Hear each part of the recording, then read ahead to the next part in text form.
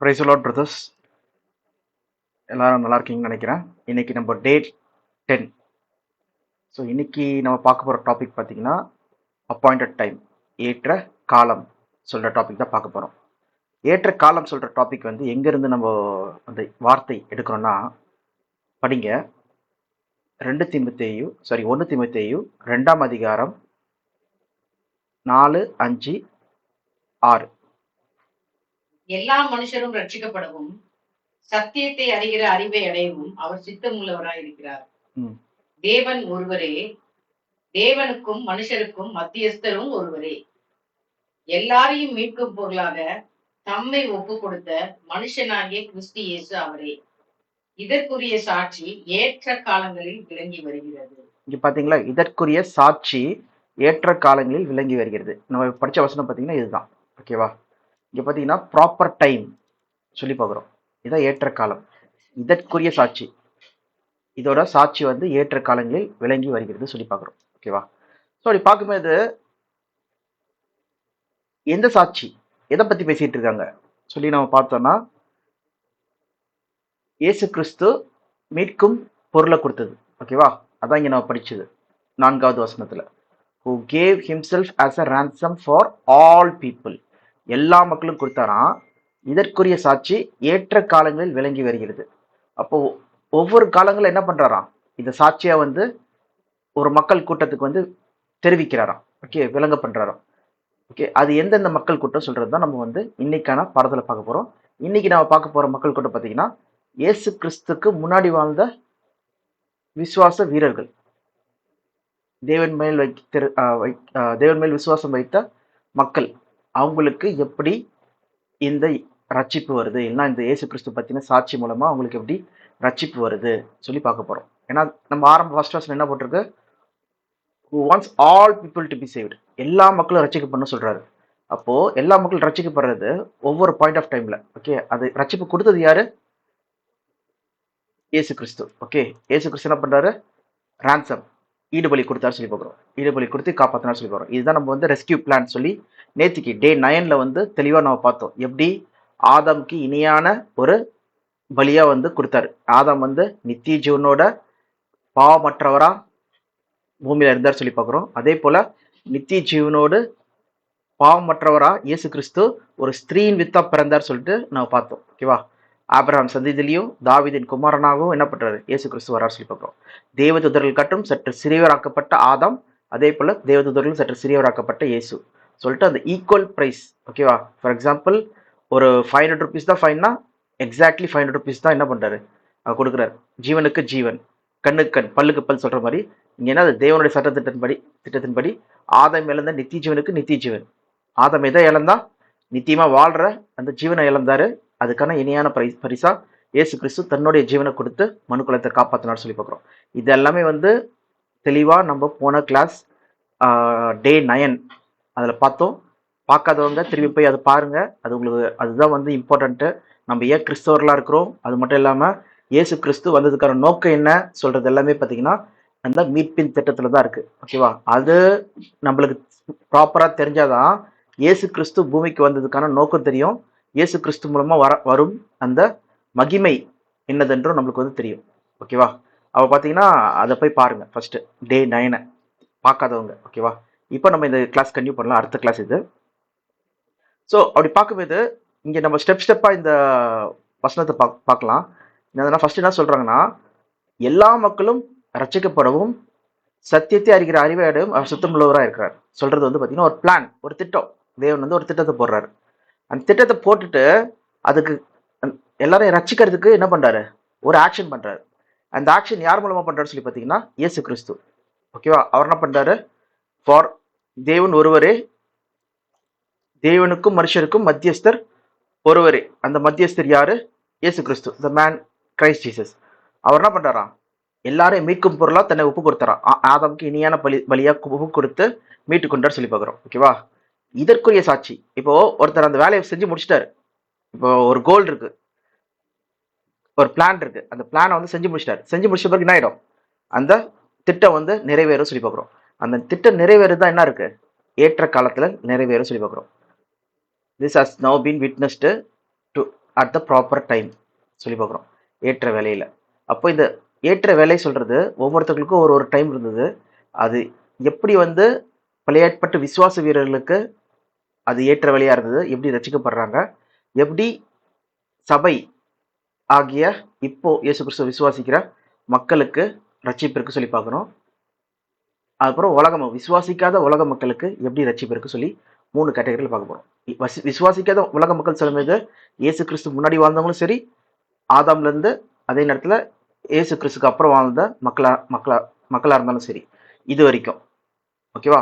அப்ப அவங்க ஒட்டுமொத்த ஜனத்தொகை, ஓகே, ஒட்டுமொத்த மக்கள் யாரெல்லாம் விசுவாசிக்காத புறஜாதி மக்களா இருக்காங்களோ அவங்களுக்கு எப்படி ரட்சிப்பு? ஏன்னா இங்க தெளிவா போட்டிருக்கீங்கன்னா எல்லா மக்களும் ரட்சிக்கப்படணுமா. Wants all people to be saved, all people to be saved, எல்லாரும் காப்பாற்றப்படணுமா. ஓகே, தேவனுக்கு வந்து என்ன இருக்கா, அது பிரியமா இருக்கான். ஓகே, அதே போல இயேசு கிறிஸ்து என்ன பண்ணாரு, மீட்பு கொடுத்தது வெறும் விசுவாசிக்கிற மக்களுக்கு மட்டும் கிடையாது, ransom ஃபார் ஆல் பீப்புள், எல்லா மக்களுக்கு தான் என்ன பண்ணாரு, மீட்பு கொடுத்தாரு சொல்லி பார்க்குறோம். அதனால தான் நம்ம வந்து 1 கொரிந்தியர் கூட என்ன படிக்கிறோம், 1 கொரிந்தியர் 15 21 22.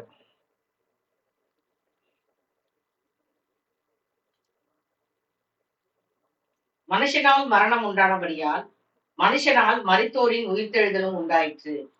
ஆதாமுக்குள் எல்லாரும் மரிக்கிறது போல கிறிஸ்துவுக்குள் எல்லாரும் உயிர்ப்பிக்கப்படுவார்கள். பாருங்க, எல்லாரும் தான் அங்க வந்து ஸ்பெசிபிக்கா ஆதாமுக்குள் மரிக்காத மக்கள் சொல்லி சொல்லல. ஏன்னா ஆதாமுக்குள் மரிக்காத மக்கள் யாருமே கிடையாது, எல்லாரும் தான் மரிக்கிறாங்க.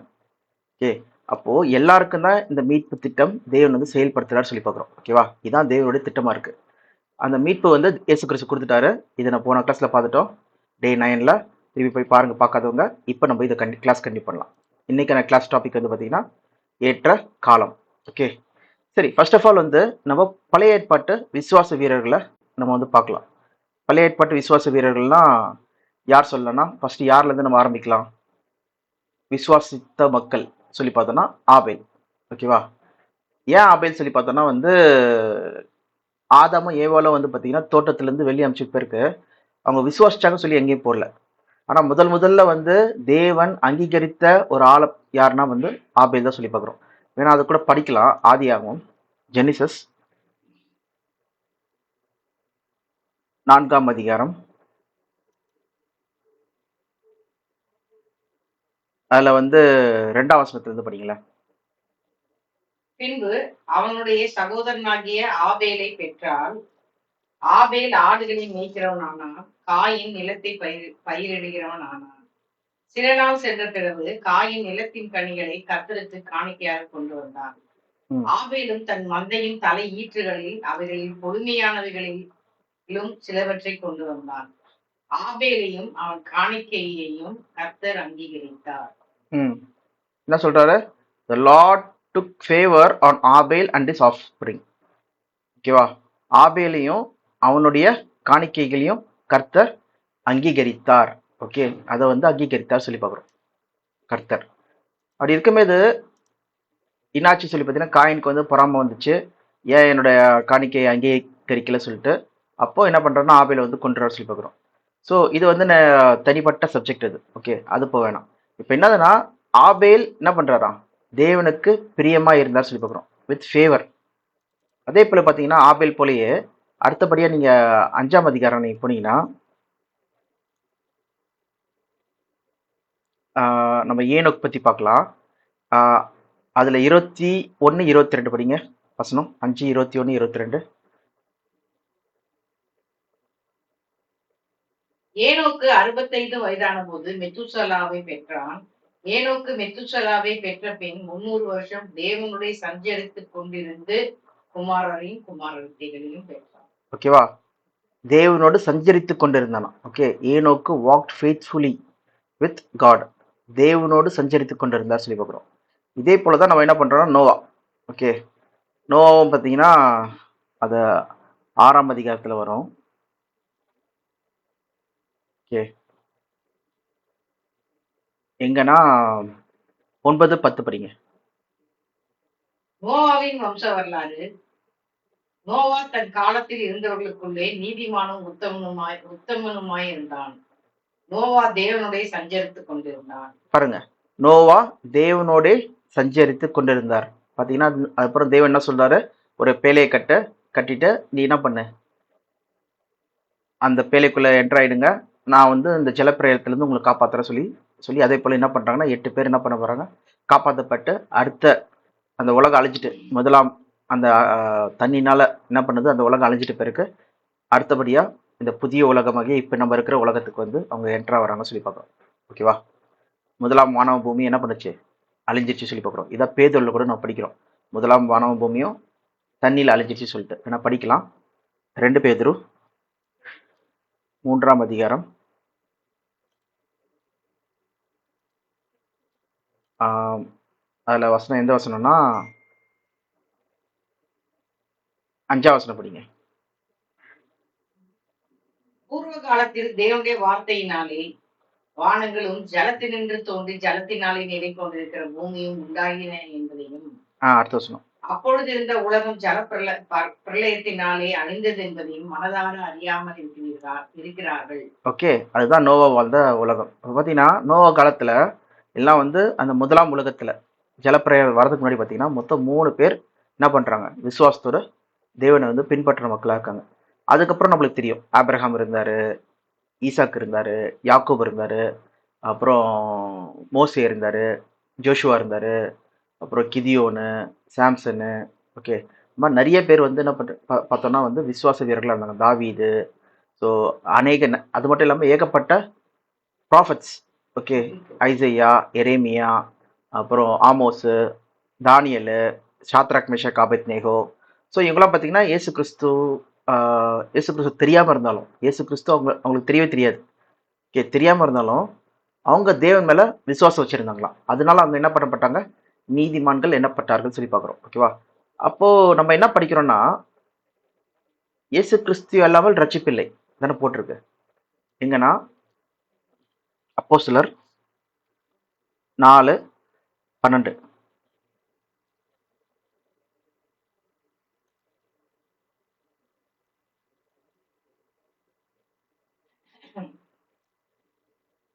அவராலே அன்றி வேறொருவராலும் ரட்சிப்பு இல்லை. நாம் ரட்சிக்கப்படும்படிக்கு வானத்தின் கீழெங்கும் மனுஷர்களுக்குள்ளே அவருடைய நாமமே அல்லாமல் வேறொரு நாமம் கட்டளையிடப்படவும் இல்லை. ஓகே, இயேசு கிறிஸ்துவின் நாமம் அல்லாமல் ரட்சிப்பு இல்லை சொல்லி பார்க்குறோம். இதுக்கு மேலே இருக்கிற முந்தின வசனம்லாம் படிச்சீங்கன்னா இயேசு கிறிஸ்து சொல்லி டைரக்டாகவே போட்டிருக்கோம். Okay, Jesus Christ. ஓகேவா? அவருடைய நாமம் அல்லாமல் ரட்சிப்பு நம்மளுக்கு கிடையாது சொல்லி போட்டிருக்கு. அப்படி இருக்கும்போது இயேசு கிறிஸ்து முன்னாடி வாழ்ந்த மக்கள், ஆபேலா இருக்கட்டும், இல்லை ஏனோக்கா இருக்கட்டும், நோவாவா இருக்கட்டும், ஆபிரஹாமா இருக்கட்டும், இல்லை ஈவன் யாரு தானியல், தாவீது, இவங்கெல்லாம் எப்படி வந்து இந்த ரட்சிப்புக்குள்ள வராங்க? ஓகே, எப்படி இயேசு கிறிஸ்து அறியாம அவங்க வந்து ரட்சிக்கப்படுறாங்க? நம்ம பார்த்த வரைக்கும் என்னதுன்னா, இதுக்கான தெளிவு எங்க போட்டிருக்குன்னு சொல்லி பார்த்தீங்கன்னா, பவுலே எழுதுறாரு. எங்க எழுதுறாரு சொல்லி பார்த்தீங்கன்னா, எபிரேயர் 11ஆம் அதிகாரம். எபிரேயர் 11ல நம்ம பார்த்த இந்த விசுவாச வீரர்கள் பத்தி போட்டிருக்கு பாருங்க லிஸ்ட். எங்க இருந்து வருது பாருங்க. 4ஆம் வசனம் படிங்க. எபிரேயர் 11:4. விசுவாசத்தினாலே ஆபேல் காயினுடைய பலியிலும் மேன்மையான பலியை தேவனுக்கு செலுத்தினான். அதனாலே அவன் நீதிமான் என்று சாட்சி பெற்றான். ஓகே, விசுவாசத்தினாலே. அதே போல 5ஆம் வசனம் பாருங்க.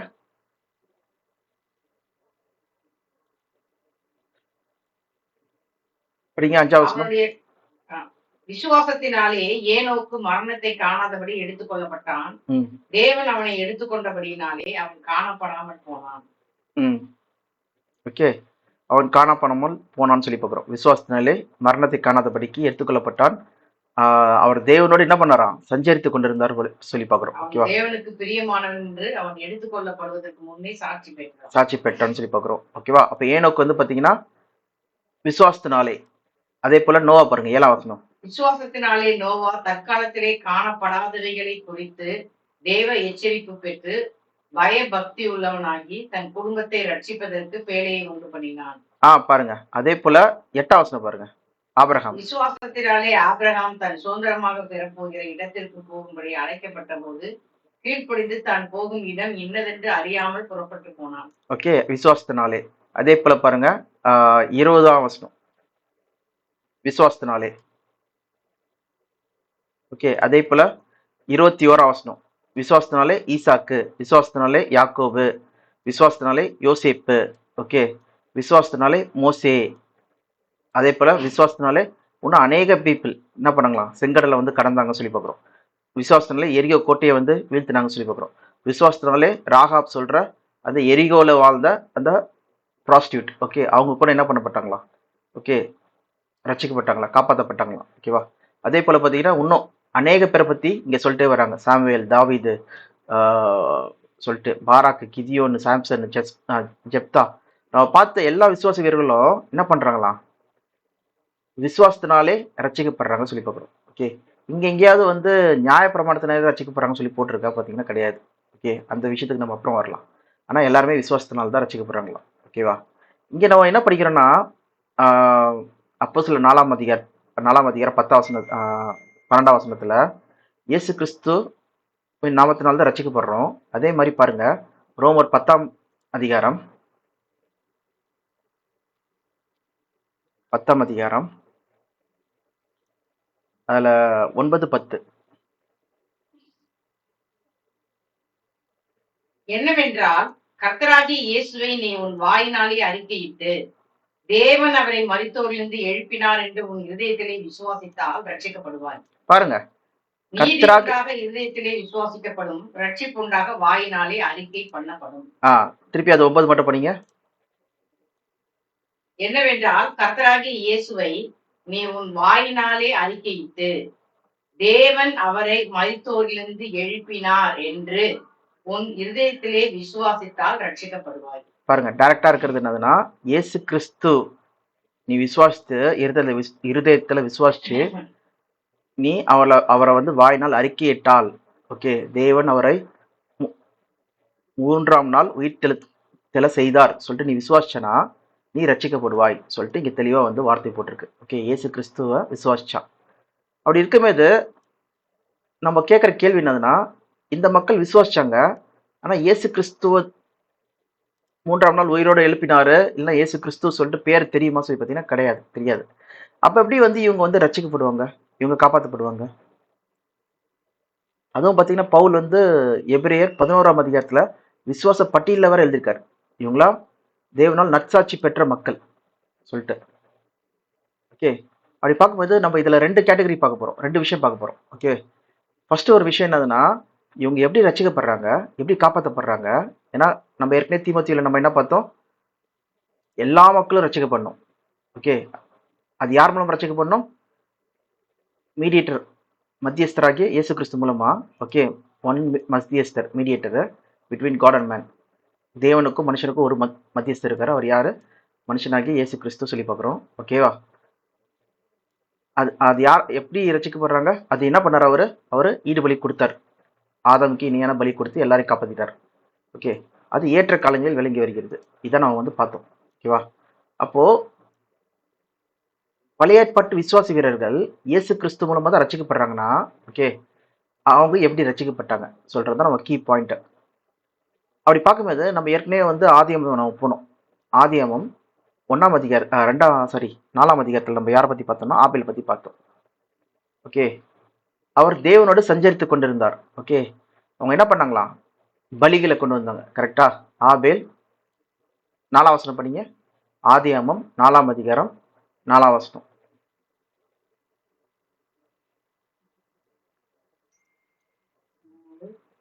4, கொஞ்சம் சீக்கிரம் படிங்க.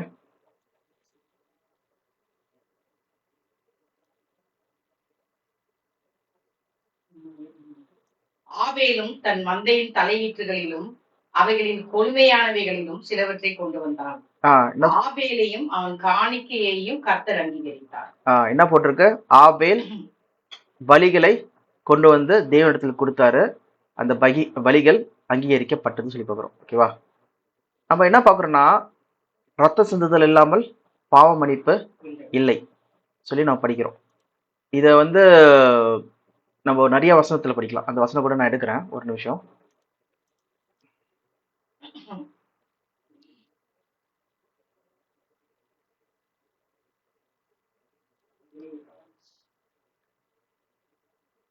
எபிரேயர் 9ஆம் அதிகாரம் 22ஆம் வசனம். எபிரேயர் 9:22. நியாயப்பிரமாணத்தின்படி கொஞ்சம் குறைய எல்லாம் ரத்தத்தினாலே சுத்திகரிக்கப்படும்.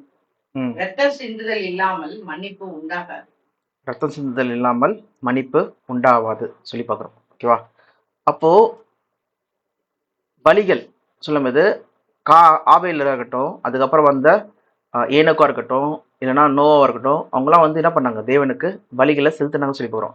ஏன்னா நோவாலாம் பார்த்தீங்கன்னா அவர் அந்த ஜலப்பிரளயத்துக்கு அப்புறம் என்ன பண்றாரு? வந்த உடனே தேவனுக்கு வந்து நன்றி பலியை வந்து என்ன பண்றாரு? செலுத்துறாரு. ஏன்னா அவங்க குடும்பத்தையும் அவரையும் வந்து காப்பாத்தி அந்த மிருகங்கள்லாம் காப்பாத்தினதுனால தேவனுக்கு வந்து நன்றி செலுத்துறாரு. அதுக்கு என்ன பண்றாரு? தேவன் வந்து அந்த வான வில்ல வந்து என்ன பண்றாரு? அவர் வந்து ஒரு சாட்சியா வந்து ஆஹ், கொடுக்குறாரு. என்னதுன்னா, இனி நான் வந்து தண்ணினால இந்த உலகத்தை அழிக்க மாட்டேன், மனுஷனோட பாவத்து நிமித்தம் சொல்லிட்டு அவர் வந்து ஒரு வாக்கு பண்றாரு சொல்லி பார்க்குறோம். தண்ணினால நான் ஒட்டுமொத்தமா உலகத்தை அழிக்க மாட்டேன்னு சொல்லி சொல்றாரு. ஓகேவா? அ- அவ பாத்தீங்கன்னா பலிகள் வந்து அப்பையில இருந்தும் ஆபேல் ஆபேலா இருக்கட்டும், ஆஹ் ஏனோக்கு வந்து கொடுத்தாரா சொல்லி போடல. ஆனா கண்டிப்பா வந்து அந்த பழக்கம் வந்து ஆபேல் கிட்டே இருந்ததுன்னா அப்ப கண்டிப்பா வந்து தேவனோட சஞ்சரிக்கிற மக்கள் கிட்ட வந்து இருந்திருக்கும் சொல்லி பார்க்குறோம். ஏன்னா நோவா பண்றாரு, ஆபிரகாம் பண்றாரு, ஆபிரகாமோட பிள்ளைகளாகிய ஈசாக்கு, யாக்கோபு எல்லாருமே என்ன பண்றாங்க? தேவனுக்கு பலி செலுத்தி அவங்க வந்து தேவனை வந்து தொழுது கொள்றாங்க சொல்லி பார்க்குறோம். தேவன் மேல விசுவாசம் கொள்றாங்க சொல்லி பார்க்குறோம். ஓகேவா? ஈவன் நீங்க ஆபிரகாம் பாத்தீங்கன்னா தன் ஒரே பிறந்த குமாரனே என்ன பண்றாரு? பலி கொடுக்குறாரு சொல்லி பார்க்குறோம். ஓகேவா? அது கூட நீங்க எபிரேயர் 11ஆம் வசனத்துல பார்க்கலாம். எபிரேயர் 11 படிங்க. 17ஆம் வசனத்துல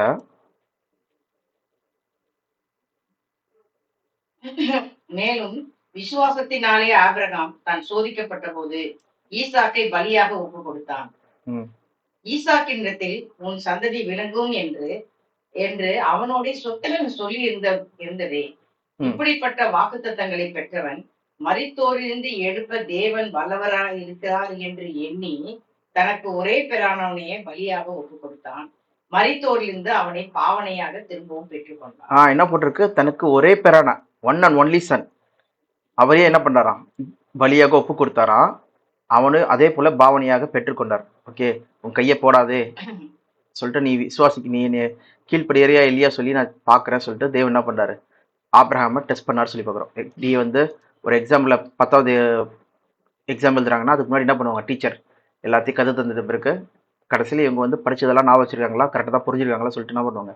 டெஸ்ட் வைக்கிற மாதிரி உண்மையிலே ஆபிரகாம் வந்து என்னை விசுவாசிக்கிறானா இல்லையா, எப்படி யோபு வந்து உண்மையிலேயே நீதிமானா இருக்கிறானா இல்லையா சொல்லி தேவன் டெஸ்ட் பண்ணாரோ அதே போல தேவன் என்ன பண்றாருன்னா இங்க ஆபிரகாம் என் மேல விசுவாசமா இருக்காரா இல்லையா சொல்லி டெஸ்ட் பண்றாரு சொல்லி பார்க்குறோம். ஓகேவா? அதுதான் இங்க நடந்த இன்சிடென்ட். பார்த்தீங்கன்னா பலி செலுத்துறது வந்து பார்த்தீங்கன்னா ஆரம்பத்துல இருந்தே இருக்கு. அதனால தான் நம்ம எபிரேயர் 10ஆம் அதிகாரத்துல 1ஆம் வசனத்துல என்ன பார்க்குறோம்னா அந்த பலிகள்லாம் யாரை குறிக்குது சொல்லி பார்த்தீங்கன்னா இயேசு கிறிஸ்துவ குறிக்குது சொல்லி பார்க்குறோம். படிங்க எபிரேயர் 10:1. இப்படி இருக்க நியாயப்பிரமானது வரப்போகிற நன்மைகளின் பொருளாயிராமல் அவைகளின் நிழலாய் மாத்திரம் இருக்கிறபடியால் வருஷந்தோறும் இடைவிடாமல் செலுத்தப்பட்டு வருகிற ஒரே வித பலிகளினாலே அவைகளை செலுத்துவதைகளுடைய ஒரு காலம் பூரணப்படுத்த மாட்டாது. 10 வருடம் தானே படிச்சீங்க? எபிரேயர் 10:1. அது நெல்லா இருக்கு. அதுக்கு அர்த்த வசனம் படிங்க. பூரணப்படுத்துமானால் ஆராதனை செய்வதை ஒரு தரம் சுத்தமாக்கப்பட்ட பின்பு இன்னும் பாவங்கள் உண்டென்று உணர்த்தும் மனசாட்சி அவர்களுக்கு இல்லாதிருப்பதினால் அந்த பலிகளை செலுத்துவது நிறுத்தப்பட்டு இருக்கும் அல்லவா? ஆஹ் இல்ல, அது ஆக்சுவலா தமிழ்ல வந்து தெரியல, சரியா போடலன்னு நினைக்கிறேன். டைரக்டா நீங்க படிச்சீங்கனாலே இப்படி இருக்க நியாய பிரமாணமானது வரப்போகிற நன்மைகளின் பொருளாயிராமல் அவைகளின் நிழலாய் மாத்திரம் இருக்கிறபடியா. அது மட்டும் படிக்க சொன்னேன். ஓகேவா? அது மட்டும் படிங்க. பாத்தீங்கன்னா நியாயப்பிரமாணமானது வரப்போற என்னது? அது வந்து நிஜம் கிடையாது. அது வந்து நிழலாய் மாத்திரம் இருக்கிறபடியால், அது பொருள் கிடையாது. நெல்லாய் மாத்திரம் இருக்கிறபடியால் வருஷத்தோறும் செலுத்தத்தக்க பலிகள் வந்து அது பூர்ணப்படுத்தாது சொல்லி பார்க்குறோம். அப்போ பார்த்தீங்கன்னா பலிகள் எல்லாமே வந்து பார்த்தீங்கன்னா ஒரு நிழலா இருக்கு. எப்போ? பழைய ஏற்பாட்டு காலத்துல செய்யப்பட்ட பலிகள். அது எல்லாம் யாருக்கு வந்து நிழலா இருக்கு சொல்லி பார்த்தீங்கன்னா வரப்போற பொருளுக்கு. இவ எப்படி வந்து பூமியோட நிழல் வந்து இப்போ நம்ம ஒரு ஆள் நிற்கிறோம், நிற்கும் போது நம்மளோட நிழல் வந்து கீழே விழுது. அந்த மாதிரி தான் நியாயப்பிரமாணம் சொல்றது வந்து ஒரு நிழலா இருக்கு. ஓகே, தேவன் வந்து பலிகளை விரும்புறாரா சொல்லி பார்த்தீங்கன்னா தேவன் பலிகளை விரும்புறது இல்லை. ஓகேவா? ஆஹ் ஒரு அப்பாவி மிருகமாகட்டும், அப்பாவி ஒரு ஒரு என்னது ஆடா இருக்கட்டும், இல்லை மாடா இருக்கட்டும், அது எப்பயுமே என்ன பண்ணுறது இல்லை, அது வந்து சாவறது தேவனுக்கு வந்து விருப்பமானது கிடையாது சொல்லி பார்க்குறோம். அது பலியாகிறது. அதனால தான் இங்கே கீழே 5ஆம் வசனத்தில் படிங்க. எபிரேயர் 10:5. ஆகையால் அவர் உலகத்தில் பிரவேசிக்கும் போது பலியையும் காணிக்கையும் நீர் விரும்பவில்லை, ஒரு சரீரத்தை எனக்கு ஆயத்தம் பண்ணினீர், சர்வாங்க தகன பலிகளும் பாவ நிவாரண பலிகளும் உமக்கு பிரியமானதல்ல என்றேன். ம் இதோ அதுக்கு அர்த்த வசனம். அப்பொழுது நான், தேவனே உம்முடைய சித்தப்படி செய்ய இதோ வருகிறேன், ம் புஸ்தக சுருளில் என்னை குறித்து எழுதியிருக்கிறது என்று சொன்னேன் என்றார். ஓகே. அப்போ இங்க யார் வரா சொல்லி பார்த்தீங்கன்னா, யாரை பத்தி பேசிட்டு இருக்கோம் சொல்லி பார்த்தீங்கன்னா கிரைஸ்ட். அதான் இங்க பார்த்தீங்கன்னா 5ஆம் வசனத்துல கிறிஸ்து உலகத்தில் பிரவேசித்த போது என்ன பண்றாருன்னா, நீர் பலியையும் காணிக்கையும் விரும்பவில்லை, இதோ நான் வருகிறேன்னு சொல்லி சொல்றாரு. இதான் வந்து பார்த்தீங்கன்னா 8ஆம் வசனத்துல இருந்து 10ஆம் வசனத்து வரைக்கும் அது தெளிவா போட்டிருக்கோம். படிங்க. நியாயப்பிரமாணத்தின்படி செலுத்தப்பட்டு வருகிற பலிகளை குறித்து மேற் சொல்லியபடி ம் பலியையும் காணிக்கையும் சர்வாங்க தகன பலிகளையும் பாவ நிவாரண பலிகளையும் நீ விரும்பவில்லை, ம் அவைகள் உமக்கு பிரியமானதல்ல என்று சொன்ன பின்பு, ம் தேவனே உம்முடைய சித்தப்படி செய்ய இதோ வருகிறேன் ம் என்று சொன்னார். ம் இரண்டாவதை நீ நிலைநிறுத்துவதற்கு முதலாவதை நீக்கி போடுகிறார். முதலாவது இது நியாயப்பிரமாணத்தை நீக்கி போட்டு ரெண்டாவதாக வந்த அந்த கிறிஸ்து மூலமா வர அந்த மீட்பை வந்து நிலைப்படுத்துகிறார் சொல்லி பார்க்குறோம். இப்படியே 10 படிங்க. இயேசு கிறிஸ்துடைய சரீரம் ஒரே தரம் பலியிடப்பட்டதினாலே அந்த சித்தத்தின்படி நாம் பரிசுத்தமாக்கப்பட்டிருக்கிறோம். ஓகே. இயேசு கிறிஸ்து மூலமா நம்ம பரிசுத்தமாக்கப்பட்டிருக்கிறோம். அவ பார்த்தீங்கன்னா இங்க நம்ம என்ன புரிஞ்சுக்கிறோம் சொல்லி பார்த்தீங்கன்னா, எபிரேயர் 11 இருக்கட்டும், எபிரேயர் 10 இருக்கட்டும், இப்போ பழைய ஏற்பாட்டு விசுவாச வீரர்கள் எப்படி வந்து காப்பாற்றப்படுறாங்க, ரட்சிக்கப்படுறாங்க சொல்லி பார்த்தீங்கன்னா, இயேசு கிறிஸ்துவின் பலியை வந்து அவங்க அங்கீகரிக்கிறாங்க சொல்லி பார்க்குறோம். எப்படி அங்கீகரிக்கிறாங்கன்னு சொல்லி பார்த்தீங்கன்னா, அந்த பழைய ஏற்பாட்டில் செய்யப்பட்ட அடையாளமான அந்த நிழலான பலி செலுத்துறது மூலமா அவங்க என்ன பண்ணப்பட்டாங்க, இயேசு கிறிஸ்துவை விசுவாசிக்கிறாங்கன்னு சொல்லி பார்க்குறோம். ஓகேவா? அதனால தான் ஒவ்வொரு தடவையும் இங்கே நீங்கள் ஆபேலோட விஷயத்துலையும் சரி, ஓகே, பலிகள் செலுத்துனாங்கன்னு சொல்லி பார்க்குறோம். அதே போல் நீங்கள் நோவா விஷயத்துலையும் சரி, அவரும் பலிகள் செலுத்துறாரு. ஆப்ரஹாம் எல்லா டைம்லையும் பார்த்தீங்கன்னா உங்கள் பலிகள் மூலமாக என்ன பண்ணப்பட்டாங்களா, கிறிஸ்துவுடன் சேர்க்கப்பட்டார்கள் சொல்லி பார்க்குறோம். அவங்க கிறிஸ்துவ பேரை தெரியாமல் இருந்தாலும், கிறிஸ்துவோடைய இயேசு கிறிஸ்துவ சொல்லி தெரியாமல் இருந்தாலும் அவங்க என்ன பண்ணாங்களாம், பலிகள் மூலமாக ஒரு பாவ மன்னிப்பு நம்மளுக்கு இருக்கு, இயேசு கிறிஸ்து சொல்ற ஒரு ரட்சகர் வந்து நம்மளுக்காக நம்மளுடைய பாவத்திற்காக பலியாகி நம்மளுக்கு மீட்பு தருவார் சொல்ற அந்த விஷயத்தை தான் என்ன பண்ணாங்க, ஒரு சாட்சியா அறிவிச்சாங்கன்னு சொல்லி பார்க்குறோம்.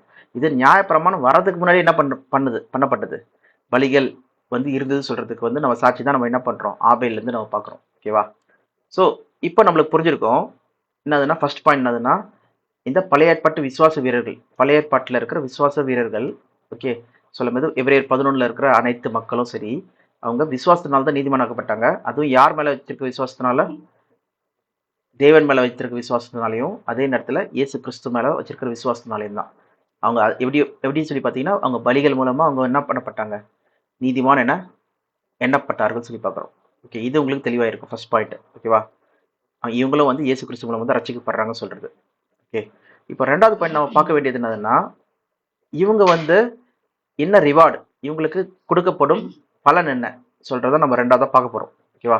இவங்களுக்கு கொடுக்கும் பலன் பார்த்தீங்கன்னா வேணா படிக்கலாம்.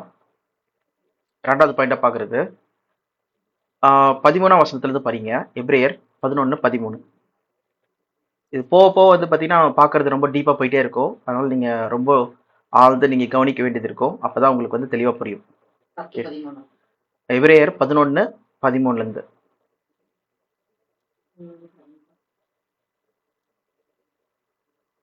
இவர்கள் எல்லாரும் வாக்கு தத்தம் பண்ணப்பட்டதை அடையாமல் தூரத்திலே அவைகளை கண்டு நம்பி அணைத்து கொண்டு பூமியின் மேல் தங்களை அந்நியரும் பரதேசிகளும் என்று அறிக்கையிட்டு விசுவாசத்தோட மரித்தார்கள். ஓகே, இங்க என்னதுன்னா வாக்குத்தத்தம் தேவன் பண்ணாராம். நம்ம ஏற்கனவே பார்த்திருக்கோம். ஆபிரகாமுக்கு என்ன சொல்லியிருக்காரு, நீ கால் மதிக்கும் தேசம் எல்லாம் உனக்கு சொந்தமாக்குவேன் சொன்னாரு. வேணா அந்த வசனம் கூட படிக்கலாம்.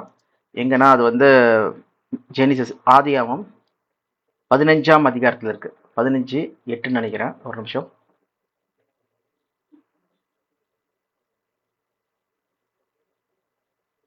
ஆ 15:7-8 படிங்க. பின்னும் அவர் அவனை நோக்கி, இந்த தேசத்தை உனக்கு சுதந்திரமாக கொடுக்கும் பொருட்டு உன்னை ஊர் என்கிற கல்தேயருடைய பட்டணத்தில் இருந்து அழைத்து வந்த கர்த்தர் நானே என்றார். ம். அதற்கு அவன், கர்த்தராகிய ஆண்டவரே, நான் அதை சுதந்திரித்துக் கொள்வேன் என்று எதினால் அறிவேன் என்றான். ம். அப்ப திருப்பி என்ன பண்றாருன்னா, ஒரு ஒரு காணிக்கையா வந்து கொண்டு வராங்க.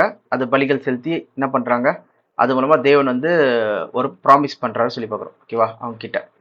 ஸோ இதே போல இன்னொன்று விஷயம் பார்த்தீங்கன்னா, அவங்க எந்த லேண்ட் வந்து எவ்வளோ பெருசு சொல்லி பார்க்கலாம். காட்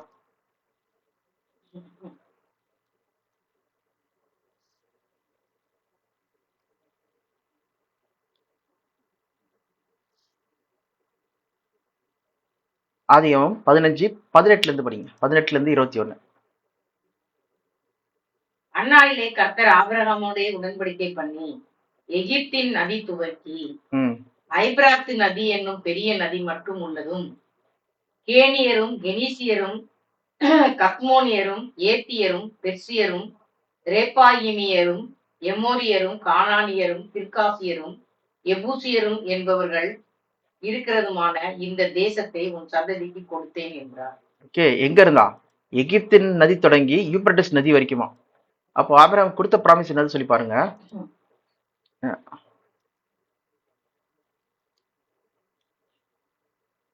இங்க மேப்ல காமிக்கிறேன்.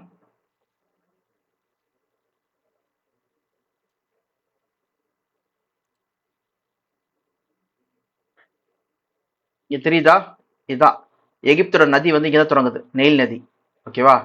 இது தொடங்கி இங்க வரைக்கும் யூப்ரட்டிஸ் நதி இங்க போகுது. யூப்ரட்டிஸ் ஓகே, இங்க வரைக்கும் இதுதான் ஆக்சுவலா காட் கொடுத்த லேண்ட். ஓகேவா? ப்ராமிஸ் பண்ண லேண்ட். ஆனா இஸ்ரேல் மக்கள் வந்து வாழ்றது பார்த்தீங்கன்னா இங்கதான் வாழ்றாங்க. இஸ்ரேல் சொல்லி பார்டர் போட்டிருக்கா, இவ்வளோண்டு தான்.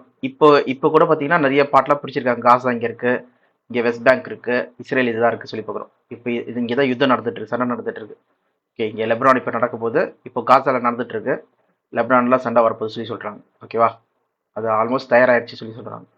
பார்க்கும்போது நம்மளுக்கு என்ன புரிய வருது சொல்லி பார்த்தீங்கன்னா, தேவன் ஆபிரகாமுக்கு ப்ராமிஸ் பண்ணது பார்த்தீங்கன்னா நெயில் நதியிலேருந்து யூப்ரட்டிஸ் நதி வரைக்கும் இருக்கிற லேண்ட் ஃபுல்லாகவே. ஆனால் இவங்க பெற்றுக்கொண்டாங்களா சொல்லி பார்த்தீங்கன்னா, இவங்க அந்த லேண்டை வந்து பெற்றுக்கொள்ள சொல்லி பார்க்குறோம். ஓகேவா?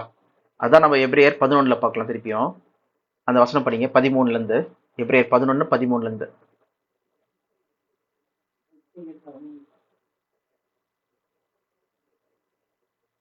படிங்க.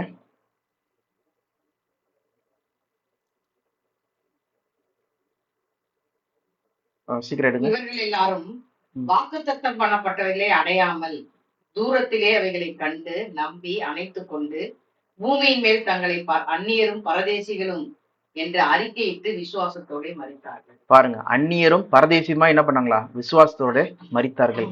வாக்கு தத்தம் பண்ணப்பட்டதை என்ன பண்ணாங்களா? அடையாமல் தூரத்திலே அந்த இடத்த மட்டும் பார்த்தாங்க. ஓ, லேண்ட் இதானாப்பா கொடுக்க போறாங்க சொல்லிட்டு பார்த்துட்டு செத்து போயிட்டாங்க. அது லேண்ட் கிடைக்கல, ப்ராமிஸ் லேண்ட் சொல்லி பார்க்குறோம். அப்போ பார்த்தோன்னா அடுத்த வசனம் படிங்க. இப்படி அறிக்கையிடுகிறவர்கள் சுய தேசத்தை நாடி போகிறோம் என்று தெரியப்படுத்துகிறார்கள். தாங்கள் விட்டு வந்த தேசத்தை நினைத்தார்களானால் அதற்கு திரும்பி போவதற்கு அவர்களுக்கு சமயம் கிடைத்திருக்குமே. விட்டு வந்த தேசம் என்னது? ஆபிரகாம் விட்டு வந்த தேசம் நம்ம பார்த்தோன்னா இங்க நான் திருப்பி அந்த காமிக்கிறேன். ஆபிரகாம் எங்கிருந்து வந்தார் சொல்லிட்டு. அவர் விட்டு வந்த தேசம் வந்து ஆரான் சொல்ற இங்க இருக்கு. எல்லாம் அவர் ஆரம்பத்தில் இருந்த ஊர் தேசம் பார்த்தீங்கன்னா ஊர் இங்க இருக்கு. ஆனா கானானுக்கு வந்தாங்க. இங்க இருந்து ஆரான்ல இருந்து என்ன பண்றாருன்னா கானானுக்கு வராரு சொல்லி பார்க்குறோம். ஓகேவா? ஆனா ஆபிரகாம் கிட்ட என்ன சொன்னாருன்னா, இங்க இருந்து உனக்கு இந்த நெயில் நதி, இதான் நெயில் ரிவர், இங்க இருந்து யூப்ரட்டிஸ் நதி வரைக்கும் நான் என்ன பண்றேன், உனக்கு இங்க இருந்து ஃபுல்லா இங்க வரைக்கும் நான் உனக்கு வந்து லேண்ட் தரேன், நான் உனக்கு ப்ராமிஸ் பண்றேன்னு சொல்லி சொல்றாரு. ஆனா அவங்க பார்த்துட்டு அதை அடையாதபடிக்கு இறந்து போயிட்டாங்க சொல்லி பார்க்குறோம். ஓகேவா? அதை அடையணும்னா என்ன பண்ணணும்? என்னன்றைக்கும் அதுல வாழணும், அவங்க பிள்ளைகள் வாழணும், எல்லாரும் வாழணும். ஆனால் அதை அடையாதபடிக்கு அவங்க இறந்து போயிடுறாங்க. இப்போ வரைக்கும் பார்த்தீங்கன்னா இஸ்ரேல் மக்கள் அவங்க பிள்ளைகள் கூட என்ன பண்ணல, என்னதான் மரணம் வந்து அவங்களை தடுத்தாலும் அவங்க பிள்ளைகளாகி இஸ்ரேல் மக்கள் வாழ்ந்துட்டு இருக்காங்க. அவங்களும் என்ன பண்றாங்க, ஒரு குட்டி இடத்துல தான் என்ன பண்றாங்க வாழ்ந்துட்டு இருக்காங்க. அது ஒன்றும் அடையவே இல்லை சொல்லி பார்க்குறோம். அதுதான் வந்து இங்கே எபிரேயர் 11 வந்து நம்ம வசனமாக படிக்கிறோம். ஓகே, அப்போ எதுக்காக வெயிட் பண்ணிட்டு இருந்தாங்களா? அடுத்த வசனம் படிங்க 15. எபிரேயர் 11:15.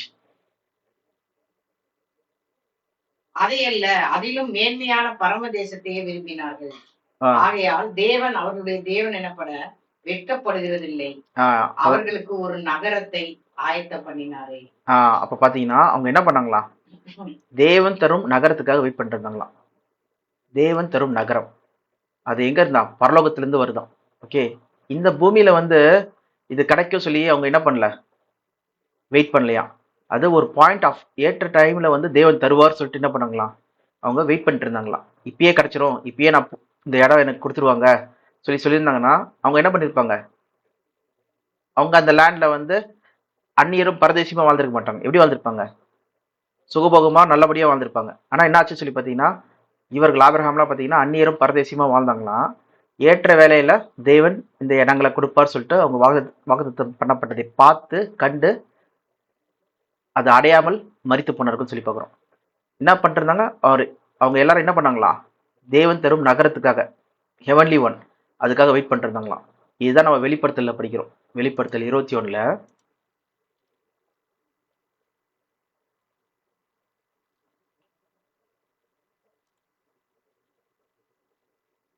படிங்க. வெளிப்படுத்தல் 21 2ஆம் வசனம். இல்ல 21 1 2 படிங்க.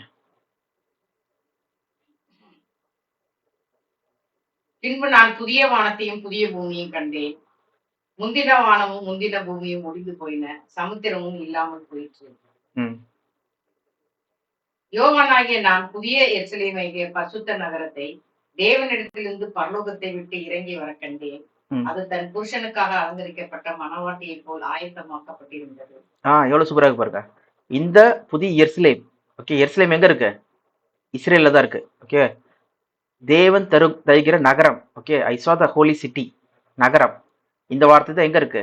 எபிரேயர் 11 நம்ம படிச்சோம். Okay, the holy, the better country, heavenly one என்ன பண்ணுதான்? வானத்திலிருந்து வரதை வந்து அவங்க வெயிட் பண்ணிட்டு இருந்தாங்களாம். இதுதான் நம்ம வெளிப்படுத்தல் 21 வந்து அது வரப்போகுது சொல்லிட்டு சொல்றாங்க. இதுதான் புதிய வானம் புதிய பூமி சொல்லி பார்க்குறோம். அந்த உலகம் என்ன எப்படிப்பட்ட உலகமா? நீதி வாசமா இருக்கும் உலகமா, ஒரு புதிய வானம் புதிய பூமி. இதை பத்தி தான் பேதுரு கூட சொல்றாரு. எங்க படிக்கலாம்? 2 பேதுரு 3:13.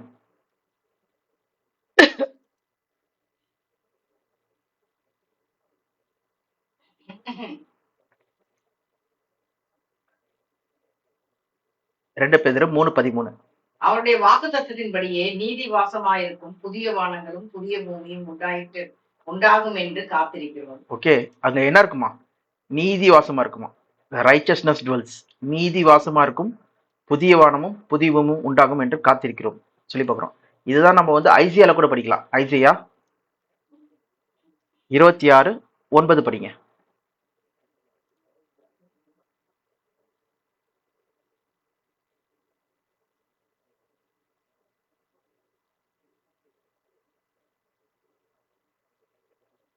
என் ஆத்துமா இரவிலே உம்மை வாஞ்சிக்கிறது. ம் எனக்குள் இருக்கிற என் ஆவியால் அதிகாலையிலும் உம்மை தேடுகிறேன். ம் உம்முடைய நியாய தீர்ப்புகள் பூமியிலே நடக்கும்போது பூச்சக்கரத்து குடிகள் நீதியை கற்றுக்கொள்வார்கள். பாருங்க, பூச்சக்கரத்து குடிகள் நீதியை கற்றுக்கொள்வார்கள். நீதியுள்ள தேசமா உலக மக்கள். பூச்சக்கரத்து குடிகள்னா யாரை பத்தி பேசிட்டு? துன்மார்க்கனுக்கும் தயை செய்தாலும் நீதியை கற்றுக்கொள்ளான். நீதியுள்ள தேசத்திலும் அவன் அநியாயம் செய்து கர்த்தருடைய மகத்துவத்தை கவனியாதே போகிறான். அதான் ஃபர்ஸ்ட் இங்க பாத்தீங்கன்னா, இங்க பூச்சக்கரத்து குறிகள்லாம் யாரை பத்தி பேசுறாங்க? உலக மக்கள். ஓகேவா? உலக மக்கள் நீதியை கற்றுக்கொள்வார்களாம். ஸோ அந்த உலகத்துல எல்லாருமே நீதியுள்ள தேசம் சொல்லி பார்க்குறோம். எல்லாருக்குமே நீதி வந்து கற்றுக் கொடுக்கப்படுற ஒரு இடமா இருக்கு சொல்லி பார்க்குறோம். தேவனுடைய நியாய தீர்ப்பு பூமியில நடக்கும். இது அது எப்போ? தேவனுடைய ராஜ்யம் வந்து பூமியில வரும்போது. ஒரு நிமிஷம். ஓகே, தேவனுடைய ராஜ்யம் பூமியில் நடைபெறும்போது நீதி வந்து உலகத்துல கற்றுக் கொடுக்கப்படும் சொல்லி பார்க்குறோம். அந்த உலகத்துல என்ன பண்ணுவாங்களாம்? அடுத்த வசனத்துல தான் நம்ம என்ன படிக்கிறோம்னா, அந்த நீதியுள்ள தேசத்துலையும் துன்மார்க்கர் என்ன பண்ணுவாங்களாம்? துன்மார்க்க செய்யற மக்களா இருக்காங்களா, அவங்க நீதியை கற்றுக்கொள்ள மாட்டாங்களாம். நீதியுள்ள தேசத்திலும் அவங்க தீமையான காரியங்கள் தான் செஞ்சுட்டு இருக்காங்கன்னு சொல்லி பார்க்குறோம். ஓகேவா? அந்த தேவனுடைய மகத்துவத்தை, தேவனுடைய அந்த கிருபையை என்ன பண்றாங்க? அவங்க வீணா யூஸ் பண்றாங்க. அவங்க வந்து அதை மதிக்காமே, அதை வந்து புரோஜனப்படுத்திக்காமே இருக்காங்க சொல்லி சொல்றது தான் இங்க நம்ம படிக்கிறோம். ஓகேவா? அப்போ இந்த உலகத்துக்காக தான், இந்த தேவனுடைய ராஜ்யத்துக்காக தான் அப்போ அவங்களுக்கு கிடைக்கும் அந்த இடம். ஓகே, அவங்க கண்டு பார்த்த அந்த இடத்துக்காக தான் என்ன பண்ணாங்களாம், அப்போ அந்நியரும் பரதேசியுமா இருந்தாங்கன்னு சொல்லி பார்க்குறோம். அது இன்னும் கொஞ்ச நாள்ல தேவன் ராஜ்யத்துல இந்த பழைய ஏற்பாட்டு விசுவாச வீரர்களுக்கு கிடைக்க போது சொல்லி பார்க்குறோம். இப்போ மரணம் வந்து இயேசு கிறிஸ்து மூலமா நீக்கப்பட்டதுனால அவங்க திரும்பி இந்த லேண்ட் பொசஸ் பண்ணும்போது, இந்த லேண்ட் அவங்களுக்கு கொடுக்கும்போது, அவங்க எங்க இருந்து எந்த லேண்ட் சொல்லி பார்த்தீங்கன்னா நம்ம பார்த்தது தான். ஒரே நிமிஷம். இந்த லேண்டு பார்த்தீங்கன்னா, இந்த லேண்ட் தேவன் கொடுக்கும்போது எகிப்து இந்த நெயில் நதியிலேருந்து இங்கே வரைக்கும் தான் ப்ராமிஸ் பண்ணார்ல. காட் ப்ராமிஸ் தானே பண்ணாரு, அவங்களுக்கு தானே கொடுத்தாரு. ஸோ அது அவங்களுக்கு கிடைக்கும்போது அவங்க என்றென்றைக்கும் என்ன பண்ணுவாங்களாம், அந்த இடத்த வந்து சுதந்திரித்துக் கொள்வார்களாம். அந்த லேண்டை வந்து பொசஸ் பண்ணுவாங்க, அந்த லேண்டில் வந்து தரித்திருப்பார்கள் அவங்க. ஏன்னா நித்திய ஜீவனோட படைக்கப்பட்ட மக்களுக்கு நித்திய ஜீவன் இயேசு கிறிஸ்து மூலம் கொடுக்கப்படுது சொல்லி பார்க்குறோம். ஏன்னா மரணம் நீக்கப்படுறதுல தேவன் ராஜ்யத்துல திருப்பி உயிரோட வரும்போது பழைய ஏற்பாட்டு விசுவாச வீரர்கள் என்ன பண்ணுவாங்களாம், அவங்க உயிர் தெளிந்து பூமியிலே இந்த சுதந்திர தேவன் வாக்குத்தத்தம் பண்ணப்பட்ட இந்த சுதந்திரமான இடத்த வந்து எடுத்துக்கொள்வார்கள் சொல்லி பார்க்குறோம். நிறைய பேருக்கு ஒரு கேள்வி வரலாம், அப்போ பரலோகத்துல தானே வந்து ஆபிரகாம் இருக்கிறாரு, லாசரஸோட மடியில தானே, பரலோகத்துல தான் நல்லா போயிட்டாங்க சொல்லலாம். ஸோ அப்படி கிடையாது. எல்லாருமே வந்து பார்த்தீங்கன்னா பூமியில தான் இருக்காங்க. ஓகேவா, பூமியில தான் வருவாங்க. பூமியில தான் இருக்காங்க சொல்லி கிடையாது, பூமியில தான் வருவாங்க எல்லாம். ஆனால் இப்போ எங்கே இருக்காங்க சொல்லி பார்த்தீங்கன்னா எல்லாம் நித்திரையில் இருக்காங்க, எல்லாம் மரித்த நிலைமையில இருக்காங்க, எல்லாருமே செத்துப்போன நிலைமையில இருக்காங்க. அவங்க ஏற்ற வேலையில இயேசு கிறிஸ்துவோட 2ஆம் வருகையில உயிர் தெழுவாங்க சொல்லி பார்க்குறோம். இது முக்கியமான சப்ஜெக்ட். ஏற்ற வேலையில 2ஆம் வருகையில தான் உயிர் தெழுவாங்க சொல்றதை நம்ம பார்க்கணும். ஓகே, அது ஒரு 2-3 வருஷத்துல பார்க்கலாம். ஃபர்ஸ்ட் ஆஃப் ஆல் இயேசு கிறிஸ்து முன்னாடி வரைக்கும் பார்த்தீங்கன்னா யாரும் உயிர் தெல்ல. ஓகே, யாருமே பரலோகத்துக்கு போல சொல்றதுக்கு ஒரு வசனம் பார்க்கலாம். எதுனா யோவான் 3ஆம் அதிகாரம் 13ஆம் வசனம். யோவான் 3:13. பரலோகத்தில் இருந்து இறங்கினவரும் பரலோகத்தில் இருக்கிறவருமான மனுஷகுமாரனே அல்லாமல் பரலோகத்துக்கு ஏறினவர் ஒருவரும் இல்லை. என்ன போட்டிருக்கு, திருப்பி படிங்க. பரலோகத்தில் இருந்து இறங்கினவரும் பரலோகத்தில் இருக்கிறவருமான மனுஷகுமாரனே அல்லாமல் பரலோகத்துக்கு ஏறினவன் ஒருவரும் இல்லை. ஓகே, பரலோகத்துக்கு ஏறினவர் ஒருவனும் இல்லை. பரலோகத்திலிருந்து இறங்கினவரும் ஆகிய மனுஷகுமாரனாகிய இயேசு கிறிஸ்துவே அல்லாமல் பரலோகத்துக்கு ஏறினவர் ஒருவரும் இல்லை. இது எப்ப சொல்றாரு, இயேசு கிறிஸ்து அவருடைய 1ஆம் வருகையில சொல்றாரு. அப்போ உயிர்த்தெழுதல் சொல்றது எப்ப நடக்கும் சொல்லி பார்த்தீங்கன்னா இயேசு கிறிஸ்துவோட 2ஆம் வருகையில் தான் நடக்குமா. ஓகேவா, அதுக்காக தான் நம்ம எல்லாரும் வெயிட் பண்ணிருக்கோமா. இப்போ நிறைய பேர் வந்து செத்து போன உடனே எல்லாரும் பரலோகம் போயிடுறாங்க, ஆபிரகாமோட மடியில போயிடுறாங்கன்னு சொல்லி சொல்றாங்க. அப்படிலாம் சான்ஸே கிடையாது. பைபிள் அது வந்து ஒத்துக்கவே இல்லை. ஓகேவா, பைபிள்ல தெளிவா என்ன போட்டிருக்குன்னா உயிர்த்தெழுதல் வந்து இயேசு கிறிஸ்துவோட 2ஆம் வருகையில தான் நடக்கும் சொல்லி போட்டிருக்கு. அது வேணா வசனம் படிக்கலாம். படிங்க. 1 தெசலோனிக்கேயர் 4ஆம் அதிகாரம் 16ஆம் வசனத்திலிருந்து. ஏனெனில் கர்த்தர் தாமே ஆரவாரத்தோடும் பிரதான தூதனுடைய சத்தத்தோடும் தேவ எக்காலத்தோடும் வானத்திலிருந்து இறங்கி வருவார். அப்பொழுது கிறிஸ்துவுக்குள் மரித்தவர்கள் முதலாவது எழுந்திருப்பார்கள். என்ன போட்டிருக்கு, கிறிஸ்துவுக்குள் மரித்தவர்கள் முதலாவது எந்திரிப்பார்கள், பின்பு உயிரோடு இருக்கும் நாமும் கர்த்தருக்கு எதிர்கொண்டு போக மேகங்கள் மேல் அவர்களோட கூட ஆகாயத்தில் எடுத்துக்கொள்ளப்பட்டு இவ்விதமாய் எப்பொழுதும் கர்த்தருடனே இருப்போம். டைரக்டா வசனம் என்ன சொல்லுதுன்னு சொல்லி பாத்தீங்கன்னா, ஃபர்ஸ்ட் மரித்தவர்கள் எந்திரிப்பாங்களாம், உயிரோடு எந்திரிப்பாங்களாம். பின்பு உயிரோடு இருக்க நாமும் மறுரூபமாக்கப்பட்ட இப்ப 2 பேரும் என்ன பண்ணுவாங்களாம், சேர்ந்து கிறிஸ்துவுடனே கூட இருக்கிறதுக்கு மேகத்தின் மேல் எடுத்துக்கொள்ளப்படுவோம் சொல்லி பாக்குறோம். ஓகேவா, இவ்விதமா என்றென்றும் இருப்போம். இதுதான் வந்து ஆக்சுவல் உயிர்த்தெழுதல். ஓகேவா, இப்படிதான் வந்து அவங்க பரலோகம் போறாங்க. தவிர தனிப்பட்ட முறையில வந்து செத்து போறவங்க டக்குன்னு வந்து பரலோகம் போயிடுறாங்க சொல்றதெல்லாம் கிடையாது. இதுக்கான தெளிவு வந்து இன்னும் அதிகமான தெளிவு வந்து நம்ம அடுத்த பாடம் ஆவி ஆத்மா சரீரம் சொல்ற பாடத்துல நம்ம வந்து பார்க்கலாம். ஆனா இப்போ நீங்க தெரிஞ்சுக்க வேண்டிய விஷயம் என்னதுன்னா இதுதான். என்னதுன்னா இயேசு கிறிஸ்து முன்னாடியே வந்து யாரும் போல பரலோகத்துக்கு ஏறினவர் இறங்கினவர் யாரும் இல்லை சொல்லிட்டு இயேசு கிறிஸ்துவ என்ன பண்றாரு சொல்லிட்டாரு. இயேசு கிறிஸ்துவ தவிர்த்து நம்ம என்ன பண்ண முடியாது, வேற வார்த்தையே கிடையாது. ஓகேவா, அடுத்தபடியா இங்கே நம்ம பார்க்குற விஷயம் என்னதுன்னா பவுல் என்ன சொல்றாருன்னா இயேசு கிறிஸ்துவோட 2ஆம் வருகையில தான் என்ன இருக்கும், அவர் வந்து அவரால் தெரிந்து கொள்ளப்பட்ட மக்களை கொண்டு போவார் சொல்லி பார்க்குறோம். அதனால தான் அவர் வந்துட்டு பிறகு ஆரவாரத்தோடும் தேவ எக்காலத்தோடு என்ன பண்றாராம், வராராம். அவர் மரித்தோர்களை ஃபர்ஸ்ட் உயிர்த்தெழ வைக்கிறாரு. உயிரோடு இருக்க நாம் இங்கதான் ராப்சர் நடக்குது. 2 பேர் சேர்ந்து இவ்விதமாய் கிறிஸ்துவனே இருப்போம். இது இங்க மட்டும் இல்ல, இது நிறைய வசனம் இருக்கு. நீங்க வேணா நோட் பண்ணிக்கோங்க. 1 கொரிந்தியர் 15ல 50ல இருந்து நீங்க படிச்சாலும் அங்க இருக்கும். அதே நேரத்துல இன்னொரு வசனம் எங்கன்னு பாத்தீங்கன்னா பிலிப்பியர் 3ஆம் அதிகாரம் 20ஆம் வசனமா இருக்கட்டும், இல்லைன்னா வந்து 20-21, பிலிப்பியர் 3:20-21 அந்த வசனம் நீங்க படிக்கலாம். இப்போ நீங்க எக்ஸாம்பிள் இன்னொன்று வசனம் கூட படிக்கலாம். நான் சொன்னது 1 கொரிந்தியர் 15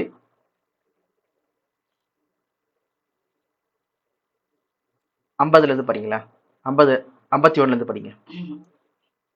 இதோ ஒரு ரகசியத்தை உங்களுக்கு அறிவிக்கிறேன். நாம் எல்லாரும் நித்திரை அடைவதில்லை. ஆகிலும் கடைசி எக்காலம் துணிக்கும் போது ஒரு நிமிஷத்திலே, ஒரு இமை பொழுதிலே நாம் எல்லாரும் மறுரூபமாக்கப்படுவோம். ஓகேவா? எக்காலம் துணிக்கும். அங்கேயும் பாத்தீங்கன்னா எக்கால சத்தத்தோட இயேசு கிறிஸ்து வருவாராம். இதே மாதிரி பாத்தீங்கன்னா எக்காலத்தோட கடைசி எக்காலம், அந்த எக்காலத்துலதான் யார் வருவா? இயேசு கிறிஸ்துவோட வருகை இருக்கு சொல்லி பாக்குறோம். அப்போ எல்லாருமே உயிர்த்தெழுவாங்க சொல்லி பாக்குறோம். அப்போ உயிரோட இருக்க நாமம் மறுரூபமாக்கப்படும் சொல்றதா இங்க சொல்ல வர்றது. எக்காலம் துணிக்கும் இது. ஓகேவா?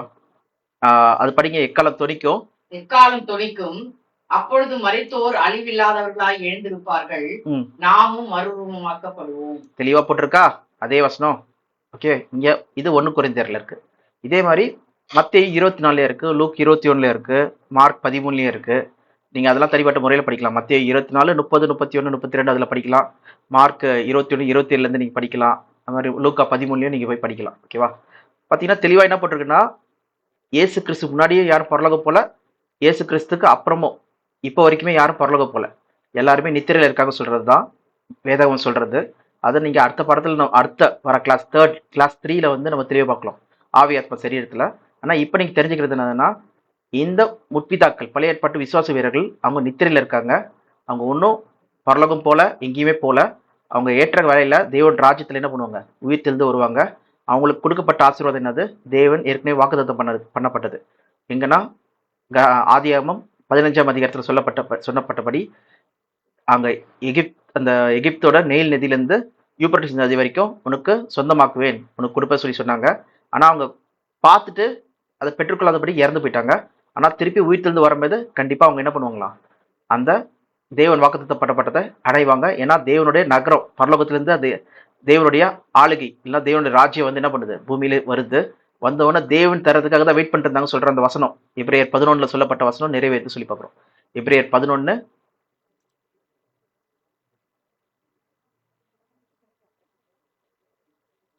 இங்க இருக்கு. எபிரேயர் 11:16. Instead they were longing for a better country, a heavenly one. Therefore God is not ashamed to be called their God, and for he has prepared a city for them. அங்க இருந்து வந்து எருசலேம்ல வந்து இறங்குது சொல்லி பார்க்கிறோம். தேவனுடைய ராஜ்யம் இறங்குது சொல்லி பார்க்கிறோம். அந்த ராஜ்யம் தான் என்னது? ஸ்தாபிக்கப்படுது. இதுதான் இது எல்லாமே எப்ப நடக்கும் சொல்லி பார்த்தீங்கன்னா, இயேசு கிறிஸ்து 2ஆம் வருகைக்கு அப்புறம் நடக்கிற ஒரு ஈவெண்டா இருக்கு சொல்லி பார்க்கிறோம். ஓகேவா? அதுதான் வெளிப்படுத்தல் 11ஆம் அதிகாரம் 15ஆம் வசனம். ஒரு அடி படிங்க அதை. வெளிப்படுத்தல் 11:15.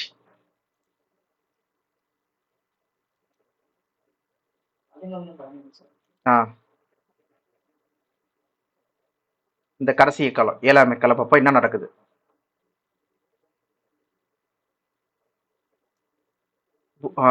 பூமிக்குரிய ராஜ்யம் தேவனுக்கு 7ஆம் தூதன் எக்காலம் ஊதினான். அப்பொழுது உலகத்தின் ராஜ்யங்கள் நம்முடைய கர்த்தருக்கும் அவருடைய கிறிஸ்துவுக்கும் உரிய ராஜ்யங்கள் ஆயின. அவர் சதா காலங்களிலும் ராஜ்யபாரம் பண்ணுவார். பாருங்க, கம்பீர சத்தங்கள் வானத்தில் உண்டாயின. ஓகே, கம்பீர சத்தங்கள். அதான் இயேசு கிறிஸ்து வரும்போது என்னது? பிரதான தூதனுடைய சத்தத்தோடும் தேவ எக்காலத்தோடும், அதான் கம்பீர சத்தங்கள். ஓகே, அது இயேசு கிறிஸ்துவோட கடைசி எக்காலம் சொல்லி நம்ம 1 கொரிந்தியர் 15ஆம் அதிகாரம் 51ல கூட பார்த்தோம், 51, 52ல கூட பார்த்தோம். ஓகேவா? அந்த கடைசி எக்காலம் தான் 7ஆம் எக்காலம் சொல்லி பார்க்குறோம். இந்த எக்காலம் சொல்ற டாபிக்ல நீங்க பாத்தீங்கன்னாலே மொத்தம் 7 எக்காலம் இருக்கும். அதுல கடைசி தூதன் 7வது எக்காலம் ஊதுவாரு. அப்ப என்ன ஆகுதான்?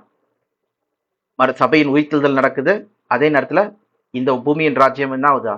கிறிஸ்துவின் ராஜ்யம் மாதிரிதான். அப்பதான் வந்து மரித்தோரின் உயிர்த்தெழுதல் நடக்குது, எல்லா காரியம் நடக்க சொல்லி பார்க்குறோம். இதெல்லாம் தனிப்பட்ட டாபிக்ஸ். ஆனா நீங்க புரிஞ்சுக்க வேண்டிய விஷயம் என்னதுன்னா, முற்பிதாக்கள் பூமியில உயிர்த்தெழுந்து வந்து பூமியை சுதந்திரித்துக் கொள்வார்கள், அவங்களுக்கு கொடுக்கப்பட்ட வாக்குத்தத்தத்தை பெற்றுக்கொள்வார்கள் சொல்லி பார்க்குறோம். இதுதான் அவங்களுக்கு கொடுக்கப்பட்ட வாக்குத்தத்தம். இது வரைக்கும் நம்மளுக்கு புரியுதா? அவங்க எப்படி வந்து இயேசு கிறிஸ்துவ அறியாத இருந்தாலும் அவங்க ரட்சிக்கப்படுறாங்க, பலிகள் மூலமா ரட்சிக்கப்படுறாங்க சொல்லி பார்க்குறோம். அதே நேரத்தில் அவங்க ஆசீர்வாதம் என்னது? பூமியில அவங்க தேவன் கொடுத்த ப்ராமிஸ் என்னது? அந்த எகிப்தோட நெயில் நதியிலிருந்து யூப்ரட்டிஸ் நதி வரைக்கும் உங்களுக்கு லேண்ட் கொடுக்குறா சொல்றது தான் தேவன் கொடுத்த ப்ராமிஸ் லேண்டு. அதுதான் அடையாமல் போயிட்டாங்க, ஆனால் தேவன் வந்து அதை கொடுக்குறாரு சொல்லி பார்க்குறோம். ஓகேவா? அது உயிர்த்திலிருந்து வர மக்களுக்கு, இல்லைன்னா விசுவாச வீரர்களாக இவங்களுக்கு அவர் திருப்பி கொடுக்குறாரு சொல்லி பார்க்குறோம். ஏன்னா அதுக்காக தான் இவங்க என்ன பண்ணாங்களாம், அந்நீரும் பரதேசியமாய் இந்த பூமியில வந்து வசிச்சுட்டு வந்தாங்களாம், டென்ட்ல வாழ்ந்துட்டு இருந்தாங்களாம். ஆனால் ஏற்ற வேலையில தேவன் தரும் நகரத்துக்காக வெயிட் பண்ணிட்டு இருந்தாங்களாம். அதுதான் தேவன் ராஜ்யம் வந்த உடனே அவங்க பெற்றுக்கொள்றாங்கன்னு சொல்லி பார்க்குறோம். ஓகேவா? அப்படி இருக்கும்போது அடுத்தபடியாக நம்மளுக்கு வர கேள்வி என்னதுன்னா, ஒரு வசனம் இருக்கு, அந்த வசனத்தோட நம்ம முடிக்கலாம் இந்த இன்னைக்கான செய்தியை. 39:40 படிங்க.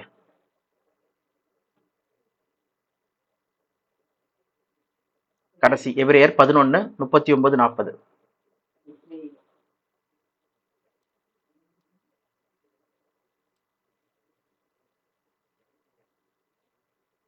இவர்கள் எல்லாரும் விசுவாசத்தினாலே நற்சாட்சி பெற்றும் வாக்குத்தத்தம் பண்ணப்பட்டதை அடையாமல் போனார்கள். வாக்குத்தத்தம் பண்ணப்பட்டதை அடையாமல் போனார்கள். ஓகே, இறந்துட்டாங்க. இதெல்லாம் பார்த்தோம். ஏன்னா ஏற்ற வேலையில தேவன் தரும் நகரத்துக்காக வெயிட் பண்ணிருந்தாங்க. ஓகேவா? ஆனா ஆகையால் அல்லாமல் பூர்ணராகாதபடிக்கு விசேஷித்த நன்மையானது ஒன்றை தேவன் நமக்கென்று முன்னதாக நியமித்திருந்தார். இது என்னப்பா விசேஷித்த நன்மையானது ஒன்றை நமக்கு தேவன் வந்து வச்சிருக்கிறாரு சொல்லி போட்டிருக்கு. அந்த விசேஷித்த நன்மை என்னது? Okay, better, something better for us. Okay, அவங்கள காட்டில நம்மளுக்கு பெட்டரா வச்சிருக்காராம். விசேஷித்த நன்மை. நம்மை அல்லாமல் பூர்ணம் ஆக முடியாது அவங்களால. ஓகே, நம்மை அல்லாமல் பூர்ணராக முடியாதான். இப்ப நீங்க சொல்ற நம்ம யாரு? இந்த விசேஷித்த நன்மை என்னது? ஓகே, அப்போ இந்த 40வது வசனத்துக்கான அர்த்தம் என்ன சொல்றதுதான் நம்ம மண்டே அடுத்தபடியா டே 11 இந்த வீடியோ ரெக்கார்டிங்ல இல்லைன்னா இந்த லைவ்ல நம்ம பார்ப்போம், டே 11ல. ஸோ இப்போ பார்த்தது வந்து பார்த்தீங்கன்னா ஏற்ற காலத்தில், அதுவும் பழைய ஏற்பாட்டு விசுவாச வீரர்களுக்கு எப்படி வந்து தேவன் வந்து இயேசு கிறிஸ்து மூலமா ரட்சிக்கப்படுறாங்க, அவங்களுக்கு கொடுக்கப்பட்ட அந்த வாக்குத்தத்தங்கள் ப்ராமிசஸ் எப்படி வந்து எந்த டைம்ல எப்போ உங்களுக்கு கிடைக்குது சொல்லி பார்த்தோம். அதே நேரத்தில் இங்கே நான் பார்க்க போறது என்னதுன்னா, இனி அந்த நெக்ஸ்ட் கிளாஸ்ல பார்க்க போறது என்னதுன்னா, நம்மை சொல்ற அந்த சபைனா என்னது, ஏற்ற களம்னா என்னது, அது சாரி நம்மை சொல்ற சபைனா என்னது, அவங்களுக்கு ஏற்ற களம்னா எப்போ, அதே நேரத்தில் விசேஷமான நன்மைனா என்னது சொல்றத நம்ம வந்து பார்க்க போறோம். ஓகேவா? இது உங்களுக்கு யூஸ்ஃபுல்லாக இருந்திருக்கும்னு நினைக்கிறேன். எல்லாரும் கவனமாக கேட்டிருப்பீங்க. ஸோ நீங்கள் திருப்பி கேட்கணுன்னா திருப்பி நீங்கள் ஃபுல் ரெக்கார்டிங் கேட்டு பாருங்கள், கண்டிப்பாக உங்களுக்கு புரியும். ஏதாவது டவுட்ஸ் இருந்ததுன்னா கீழே கமெண்ட்டில் எழுதுங்க, கண்டிப்பாக உங்களுக்கு ஆன்சர் பண்ணுவோம். ஓகே, நன்றி.